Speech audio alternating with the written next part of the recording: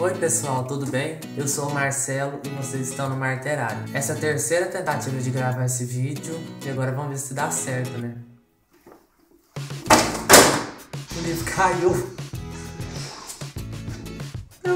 Hoje vim fazer a resenha de O Cavaleiro dos Sete Reinos, do George Martin. Inicialmente já tem que esclarecer que esse livro não faz parte das Crônicas de Gelo e Fogo. Ele é somente um compilado de 3 contos que foram lançados separadamente no exterior. Esse livro, como já se fala aqui na capa, se passa mais ou menos 90 anos antes da Guerra dos Tronos. Nesse livro, nós temos a perspectiva do Dunk como narrador. E o Dunk nasceu na Baixada das Pulgas, em Porto Real. Então ele era muito pobre. Só que um dia apareceu um cavaleiro chamado Sir Arlan, que estava precisando de um escudeiro e acabou acolhendo o Dunk como seu escudeiro. Depois de muito tempo andando com Sir Arlan, o Dunk já está com mais ou menos 17 anos no início do primeiro conto, e o conto já começa com ele enterrando esse cavaleiro. Ele alega que o Sir Arlan armou o Dunk, e eu esqueci de falar, o Sir Arlan era um cavaleiro andante, e os cavaleiros andantes não eram bem vistos, porque se alegavam que eram ladrões, esse tipo de coisa. Só que o Sir Arlan não era isso, e nem o Dunk é. E como Dunk é um nome de pessoa que veio da Baixada das Pulgas, é tipo falar assim, hashtag vim da Baixada das Pulgas, Dunk assumiu o nome de Sir Arlan, o alto, porque o Dunk é muito alto, muito forte. E o Dunk quer provar pra todo mundo que ele é honesto e que ele não é o que as pessoas falam dos Cavaleiros Andantes. Vou parar de segurar o livro. E ele tem uma grande chance, porque tá acontecendo um torneio na Campina de Valfreixo, e nesse torneio todo mundo tá falando, todo mundo tá esperando pra ver quem vai ganhar.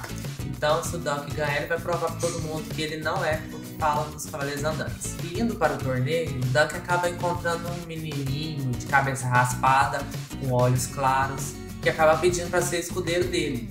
E ele acaba aceitando forçadamente, mas aceita. E esse menininho se chama Egg. E chegando ao torneio, ele confirma suas expectativas. Sim, é a grande chance do Dunk provar para todo mundo que ele é um cavaleiro de verdade. Lá tem vários príncipes Targaryen, vários cavaleiros renomados. Se ele derrubar essas pessoas nas justas, aí vai ser uma prova. Só que, como todo mundo fala, o Dunk é cabeça dura, ele acabou mexendo com o príncipe Targaryen, e agora ele vai ter que lutar por sua vida. Esse é mais ou menos o embasamento do primeiro conto, que é o Cavaleiro Andante. Os outros 2 contos são a Espada Juramentada e o Cavaleiro Misterioso. Espada Juramentada, ele estava servindo um cavaleiro que tinha terras, e no Cavaleiro Misterioso é outro sobre torneio. O Dunk é verdadeiramente um cavaleiro, ele segue seu juramento, ele não é igual aos outros que estão aí por causa de dinheiro, status, e na maioria do tempo ele é humilhado por causa disso. O Dunk é um personagem muito bom, eu vi várias pessoas falando que simpatizaram com ele. Ele tem, assim, um grande dom pra se meter em rascadas. Sério mesmo. Tudo que ele faz, ele arruma encrenca. Ele tá no lugar errado, na hora errada, ou ele mexe com alguém na hora errada. Só que eu não me simpatizei tanto assim com ele, agora mesmo eu explico. O Egg, eu já me simpatizei mais, apesar de só poder ver o Egg pelas perspectivas do Dunk. Porque o Egg, ele tem uma língua afiada, ele fala o que ele quer, na hora que ele quer. Isso, às vezes, pode acabar com ele. E eu gostei muito disso, porque eu acho que eu sou desse jeito também. Então, eu me simpatizei mais com ela. Agora, explicando por que eu não simpatizei com o Dunk. Eu acho que eu tentei comparar esse livro demais com as Crônicas de Gelo e Fogo.